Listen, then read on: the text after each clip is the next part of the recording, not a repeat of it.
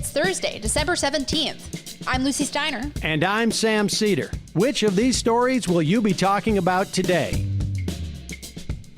Emails show one of Donald Trump's political appointees pushed repeatedly for more Americans to be infected by the coronavirus as a matter of policy. The good news is that the appointee, Paul Alexander, is already out of government.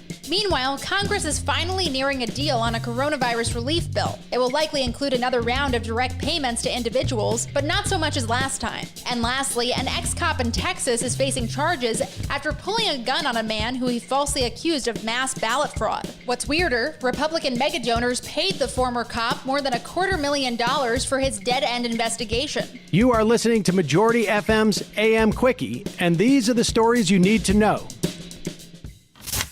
Here's a story that's both shocking and yet unsurprising. A top Trump appointee repeatedly urged top health officials to adopt a herd immunity approach to COVID-19 and allow millions of Americans to be infected by the virus, Politico reports. On July 4th, then Science Advisor Paul Alexander wrote to his boss, Health and Human Services Assistant Secretary for Public Affairs Michael Caputo, to endorse the reckless strategy. Alexander wrote that young and middle-aged people alike could be used to develop herd immunity in the population, adding, quote, "We want them infected," unquote. On July 24th, Alexander suggested officials could open up the country and, quote, "flood the zone and let kids and young folk get infected," unquote. Caputo later asked Alexander to research the idea, according to emails obtained by the House Oversight Committee's Select Subcommittee on Coronavirus. Officials told Politico that they believed that when Alexander made recommendations, he had the backing of the White House. Senior Trump officials have repeatedly denied that herd immunity was ever under consideration. On October 2nd, HHS Secretary Alex Azar testified in a hearing before the House Coronavirus Subcommittee. He said, quote, "Herd immunity is not the strategy of the U.S. government with regard to coronavirus," unquote. And in a statement,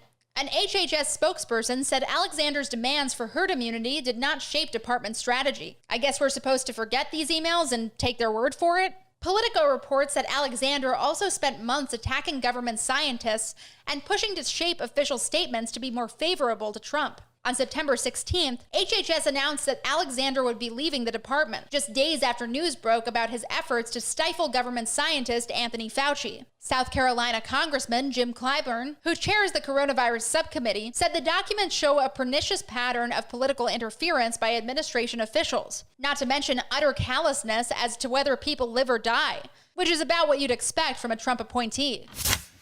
In the grand scheme, it's a day late and a dollar short. Congressional leaders are closing in on a coronavirus relief measure worth $900 billion, the New York Times reports. They are racing to complete both a pandemic aid package and a catch-all federal spending measure to avoid a government shutdown on Friday. Senate Majority Leader Mitch McConnell of Kentucky warned senators to prepare to remain in Washington through the weekend as lawmakers finalize the details. Republicans and Democrats are nearing a compromise that would include both another round of direct stimulus payments to Americans and additional unemployment benefits, the Times reports. The package is also expected to provide billions of dollars for vaccine distribution and support for schools and small businesses. South Dakota Senator John Thune said the direct payments were likely to be around $600 per person, about half the size of the checks that were included in the $2.2 trillion stimulus enacted in March. Vermont Senator Bernie Sanders, who pushed for the payments, said, quote, "This is a good start," unquote. President-elect Joe Biden called the stimulus package, quote, "encouraging," unquote.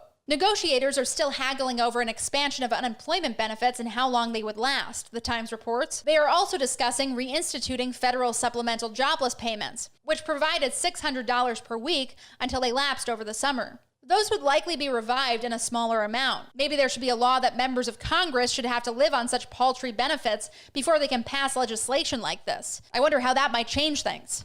This wild tale of red-blooded American insanity comes from Texas by way of the Washington Post. In late October, an air conditioning repairman was driving his truck through Houston when a black SUV slammed into his tail. When he got out, the SUV's driver leaped out and pointed a gun at his head. When police arrived, the gunman offered an incredible tale.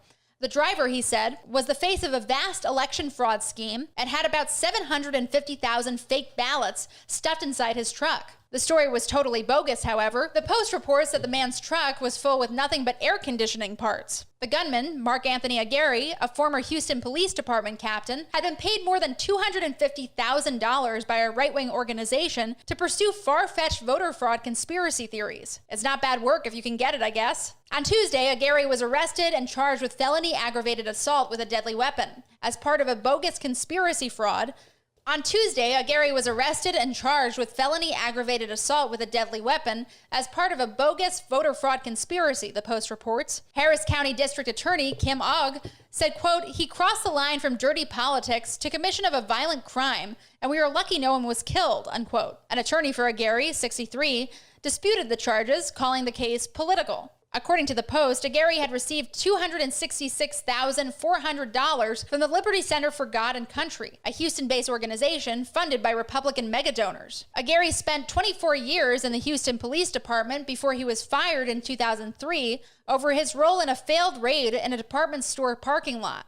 Aguirre was released after he posted a bond for $30,000. He is expected back in court today. No word on whether the disgraced ex-cop has asked Trump for a pardon yet, but it may just be a matter of time.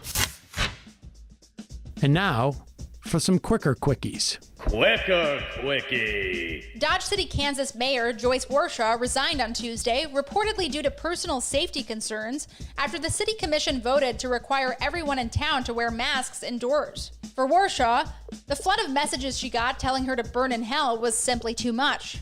Seriously, what's wrong with people? The United States poverty rate has surged over the past 5 months, with 7.8 million Americans falling into poverty, the Washington Post reports. It is the biggest jump in a single year since the government began tracking poverty 60 years ago. Congratulations to Donald Trump on setting new records.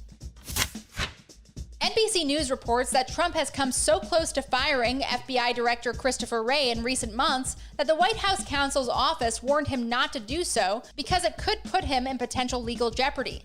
Administration sources say firing Wray does not appear imminent, but they also point out that Trump could make such a decision on a whim at any time. You don't say. China's lunar probe returned more than 4 pounds of rock and soil from a volcanic plain on the moon back to Earth yesterday. Scientists say the samples could shed light on lunar history and evolution. Quicker Quickie.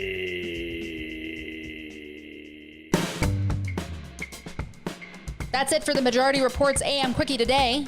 Stay tuned for the full show with Sam later this afternoon.